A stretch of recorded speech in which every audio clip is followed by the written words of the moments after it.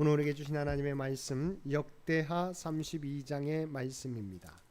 역대하 32장 1절에서 33절까지 말씀입니다.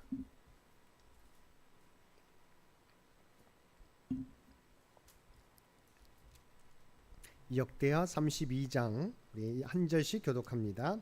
이 모든 충성된 일을 한 후에 아수르 왕 사네립이 유다에 들어와서 견고한 성읍들을 향하여 진을 치고 쳐서 점령하고자 한지라. 그의 방백들과 용사들과 더불어 의논하고 성 밖의 모든 물 근원을 막고자 하매 그들이 돕더라.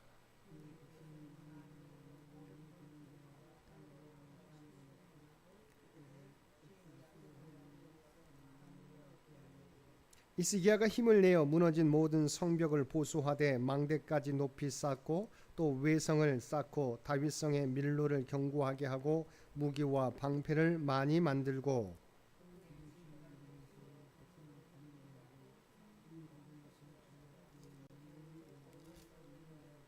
너희는 마음을 강하게 하며 담대히 하고 아수르 왕과 그를 따르는 온 무리로 말미암아 두려워하지 말며 놀라지 말라. 우리와 함께 하시는 이가 그와 함께하는 자보다 크니.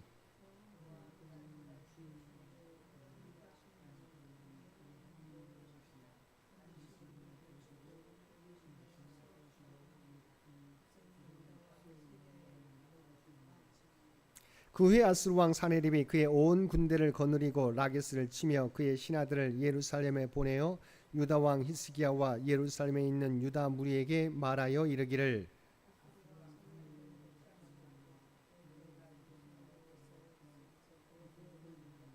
히스기야가 너희를 꾀어 이르기를 우리 하나님 여호와께서 우리를 아수르 왕의 손에서 건져내시리라 하거니와 이 어찌 너희를 주림과 목마름으로 죽게 함이 아니냐.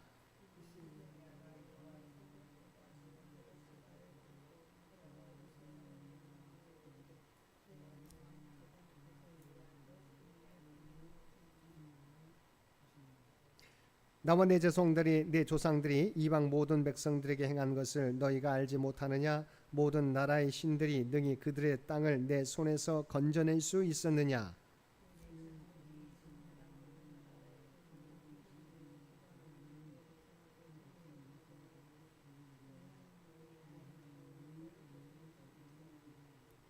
그런즉 이와 같이 너희는 히스기야에게 속지 말라. 꾀임을 받지 말라. 그를 믿지도 말라. 어떤 백성이나 어떤 나라의 신도 능히 자기의 백성을 나의 손과 나의 조상들의 손에서 건져내지 못하였나니 하물며 너희 하나님이 너희를 내 손에서 건져내겠느냐 하였더라.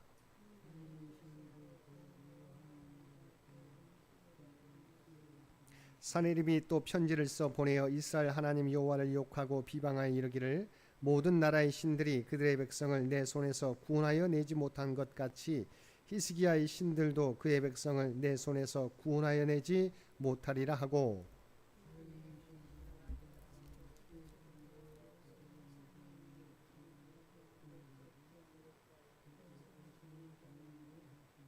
그들이 예루살렘의 하나님을 비방하기를 사람의 손으로 지은 세상 사람의 신들을 비방하듯 하였더라.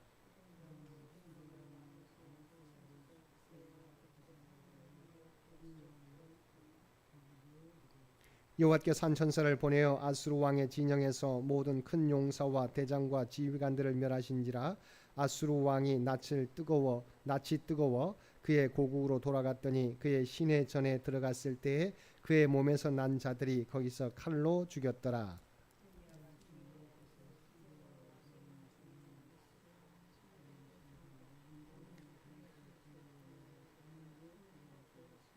여러 사람이 예물을 가지고 예루살렘에 와서 여호와께 드리고 또 보물을 유다 왕 히스기야에게 드린지라.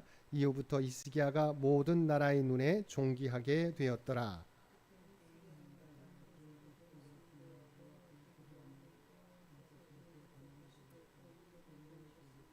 히스기야가 마음이 교만하여 그 받은 은혜를 보답하지 아니하므로 진노가 그와 유다와 예루살렘에 내리게 되었더니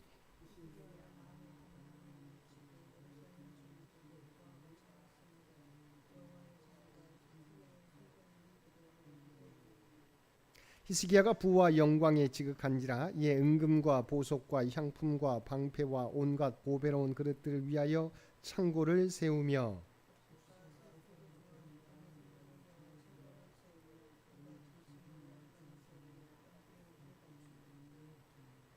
양떼와 많은 소떼를 위하여 성읍들을 세웠으니 이는 하나님이 그에게 재산을 심히 많이 주셨음이며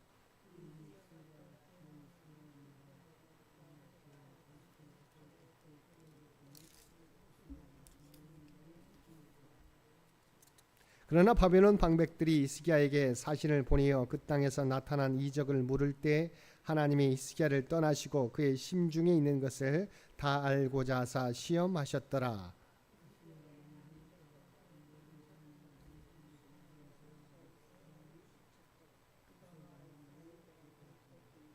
함께 읽겠습니다. 히스기야가 그의 조상들과 함께 누움에 온 유다와 예루살렘 주민이 그를 다윗 자손의 묘실 중 높은 곳에 장사하여 그의 죽음에 그에게 경의를 표하였더라. 그의 아들 므낫세가 대신하여 왕이 되니라. 아멘.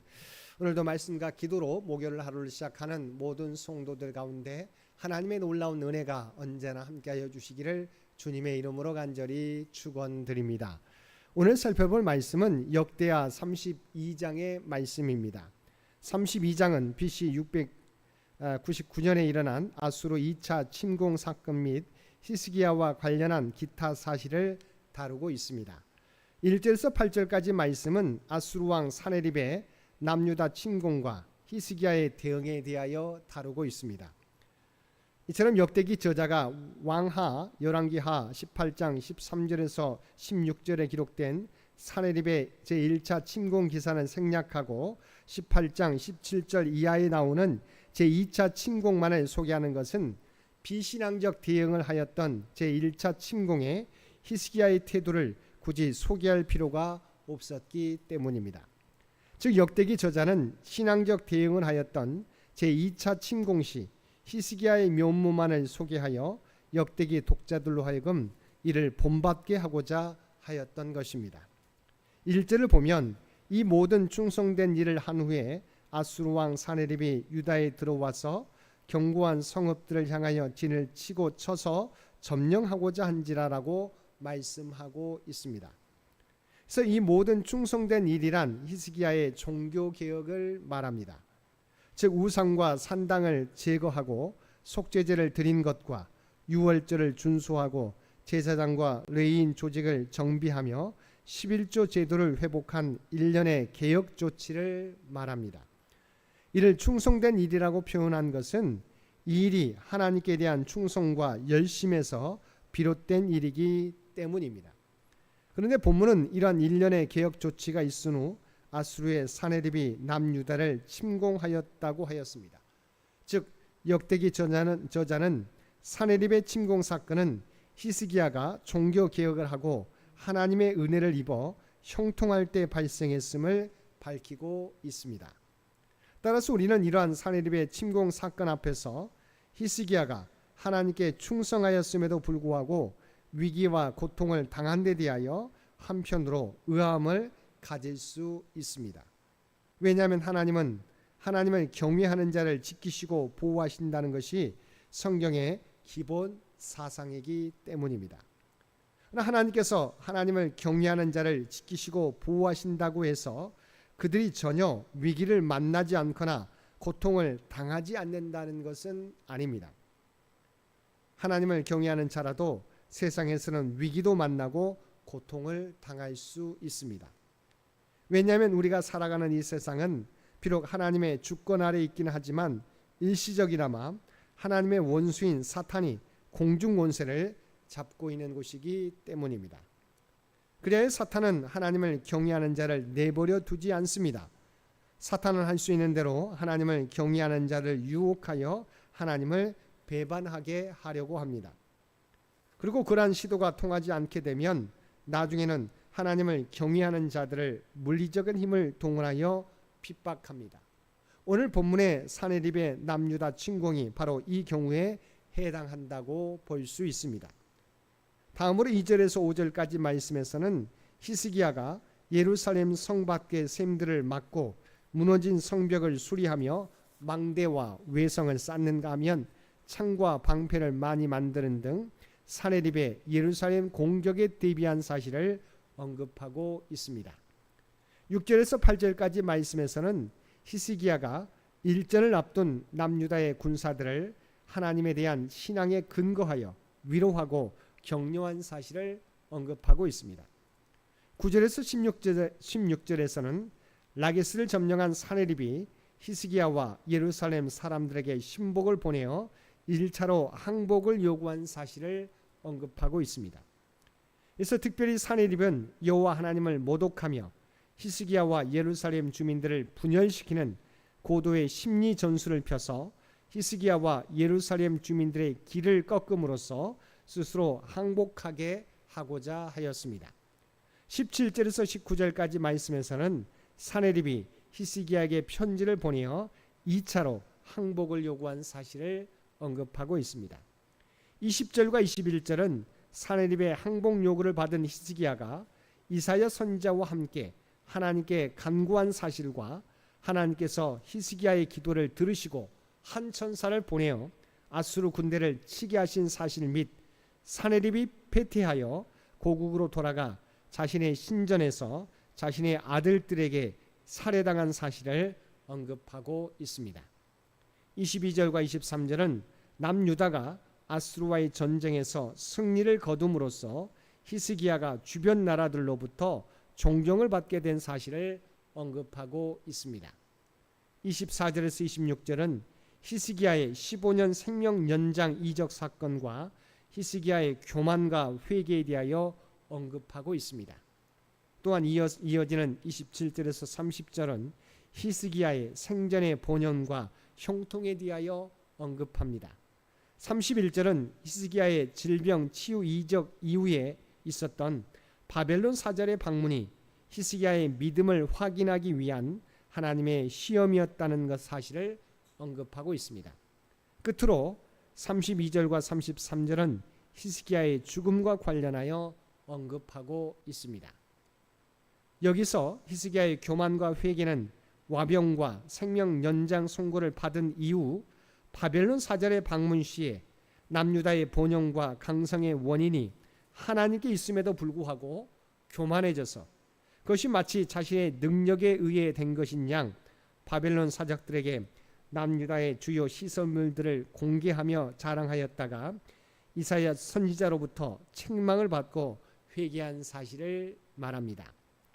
역대기 기자는 특별히 여기서 바벨론 사절의 방문이 궁극적으로 하나님께서 히스기야를 시험하기 위한 것이었음을 밝히고 있습니다. 하나님은 이 시험에서 히스기야가 모든 영광을 하나님께 돌리기를 원하셨습니다.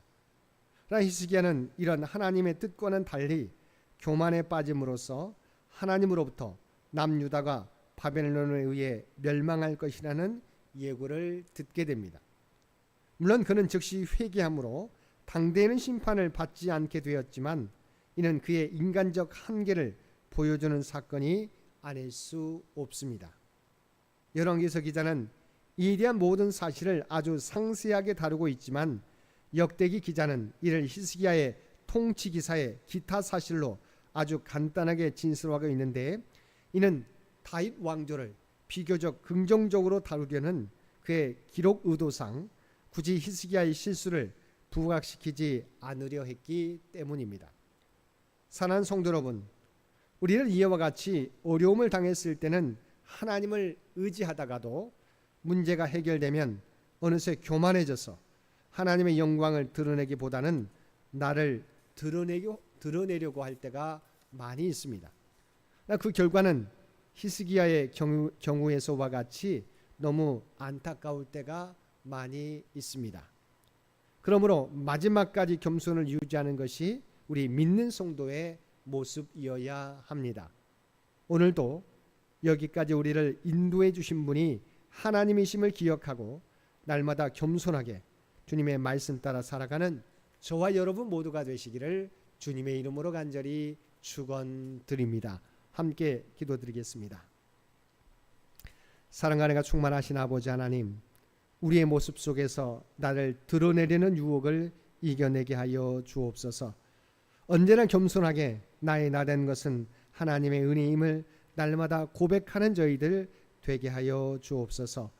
그리하여 나의 영광이 아니라 하나님의 영광을 날마다 드러내며 살아가는 주의 백성들 모두 되게 하여 주옵소서.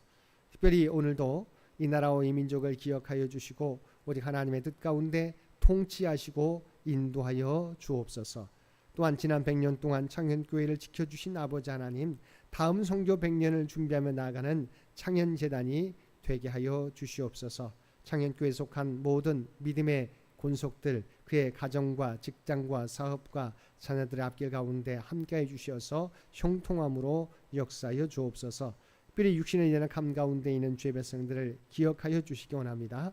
하나님을 향하여 간구하며 나아가게 될 때 그들의 기도를 들어주시고 하나님의 놀라운 치유와 회복의 역사를 허락하여 주옵소서. 수술을 마친 신선미 권사님, 박세한 집사님을 늘 기억하여 주시옵시고 치료와 회복 과정 속에 있습니다. 주께서 눈동자와 같이 지켜주시어서 아무런 어려움 없도록 주께서 아버지 하나님 급속하게 치료와 회복이 이루어질 수 있도록 귀한 은총 허락하여 주시옵소서.